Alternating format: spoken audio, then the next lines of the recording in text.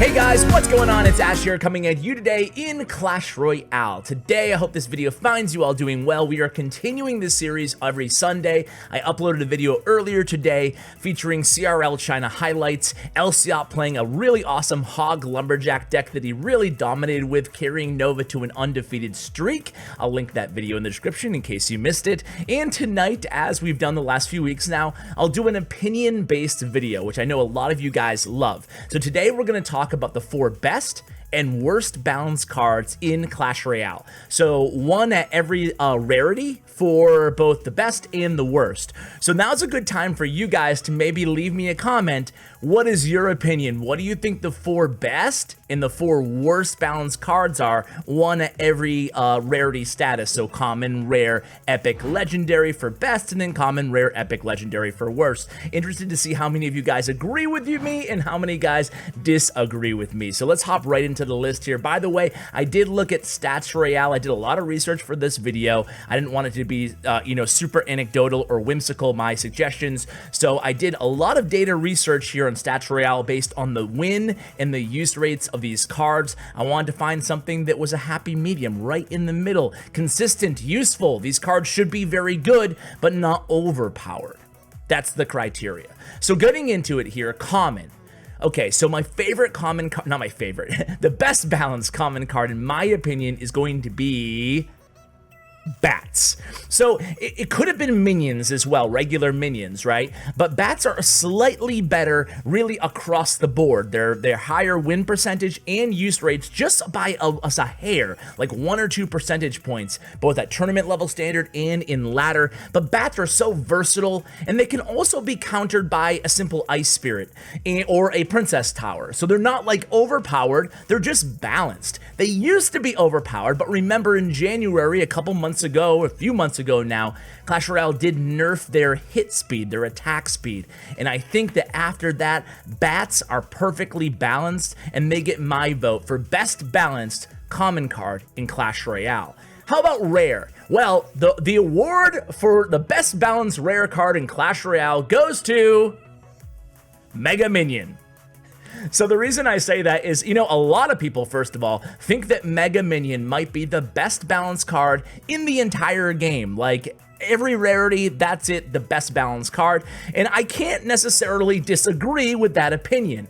Mega Minion is really, really strong. It's super slow, it's easy to kite, it's relatively easy to kill with minions or bats or any kind of air swarm troops or stronger ground targeting troops such as like Executioner or NATO. However, it's really strong too. It's a great tank support unit. A giant Mega Minion at the bridge can be incredibly difficult for 8 Elixir to defend, especially if you just pumped up. It's a versatile card, it's healthy, and has a good spot in a variety of different metas in the game. So that's why Mega Minion gets my vote as the best balanced rare card in Clash Royale.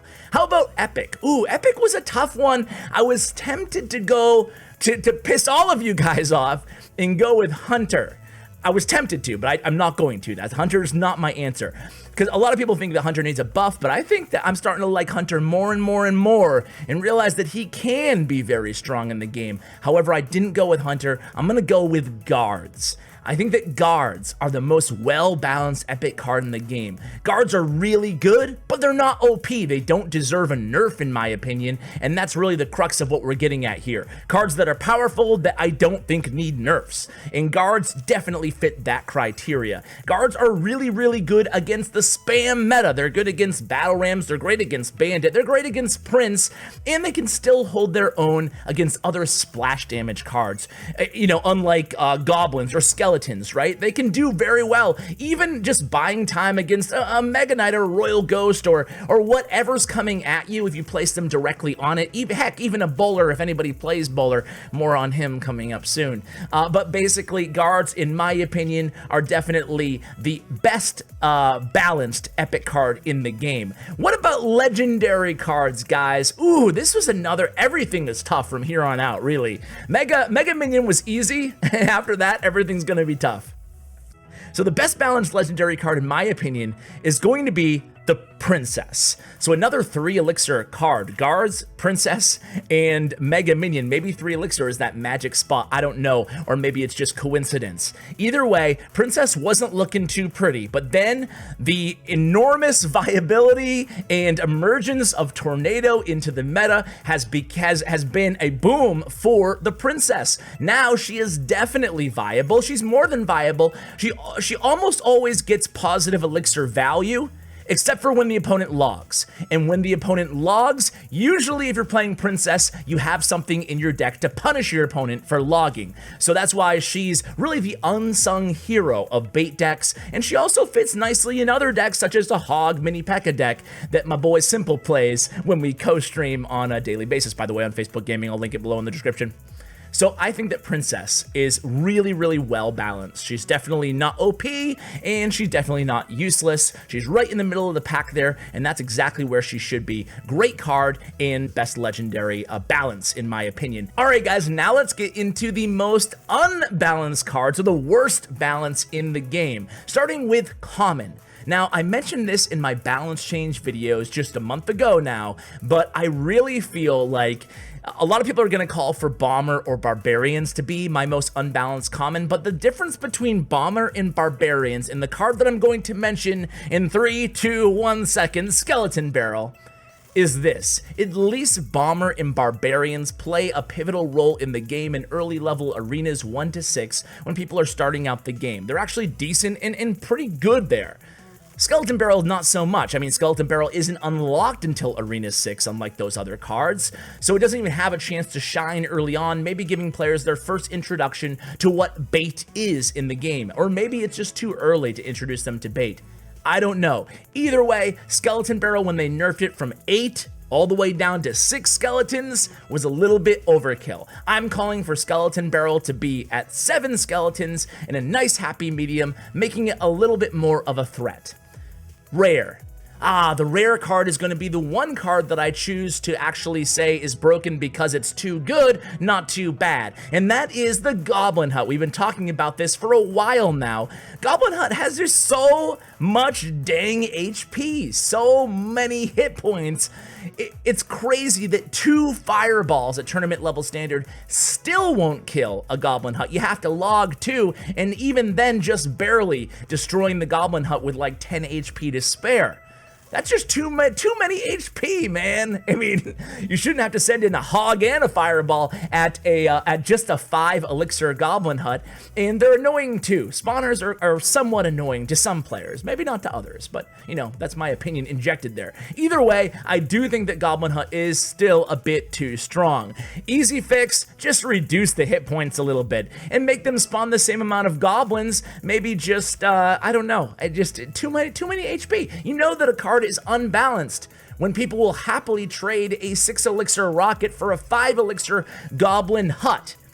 -1 elixir trade, but they're still happy about it because the card is so bloody annoying and tough to get rid of. All right, Epic. Epic was tough. It was a toss-up between Clone, Barbarian Barrel, and Bowler.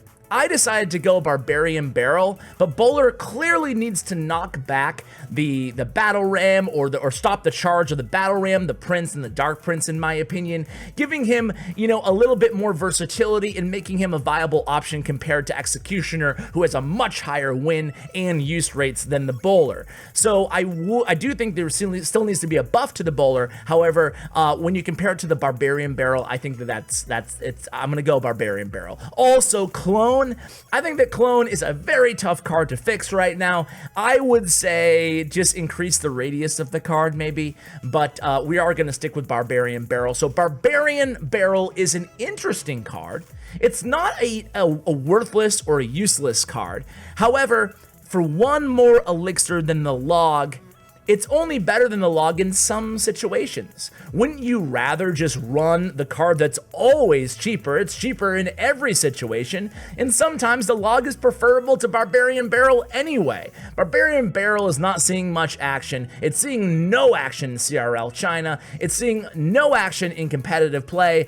I'm gonna go ahead and say that the Barbarian Barrel might need a rework. I don't think that an elite barbarian should come out of that barrel. That would be too OP. But I do think that making it 4 elixir, making it travel a little bit further, still won't do the tower damage, but travel a little bit further, and then spawning 2 barbarians might be a good idea, something to experiment with and play test. The reason I like 2 barbarians is because I want to make the barbarian barrel a little bit closer to a battle ram than a log. Because when you go up against the legendary log, you're going to lose, ladies and gentlemen. You need to go, in my opinion, more towards the battle ram, making it a little bit more of an elite offensive weapon than kind of a little bit more of a pricey log with 1 barbarian. So the legendary card that's going to round out this list for today is going to be the Mega Knight. Again, he's not a worthless or useless card. You really can't go wrong with any legendary card. They're all pretty strong. But surprisingly, and this might surprise a lot of you guys and gals watching, is that the Mega Knight actually has a lower use and win rates than Sparky, who usually takes the cake at the bottom of the legendary totem pole. So I do think that they went a little bit too far on the nerf to the Mega Knight. A 25% reduction in the enter the arena ability and also the jump ability is unprecedented in the severity of that nerf. So I would say maybe give it a little bit back, right? A little bit, not even half, 10%. Of it back, so a 15% net nerf on where it used to be. I still think that's incredibly dramatic. 15% is huge in a game of numbers like Clash Royale, but I feel bad for everybody out there. I know a lot of you guys watching are my free-to-play subscribers who invested a lot of your hard-earned gold into the Mega Knight. And dang, now he's next to useless, you know? That sucks when that happens, especially an expensive card when they get a big dramatic nerf. So I feel for you guys, even though I personally am a dirty gemmer. So guys, do you agree? Do you disagree with my list? Let me know in the comments below. I can't wait to read your feedback. I hope you have a wonderful end to your weekend or start to your week if you're watching on Monday or later in the week. Thank you so much for watching, and huge shout out to Clash Royale for providing all this data that I'm able to kind of aggregate and share to you guys in the video. Of course, huge shout out as well to Bren Chong, my YouTube partner. Check out his information in the description below. Guys, thanks so much for watching, and as always, take care, guys.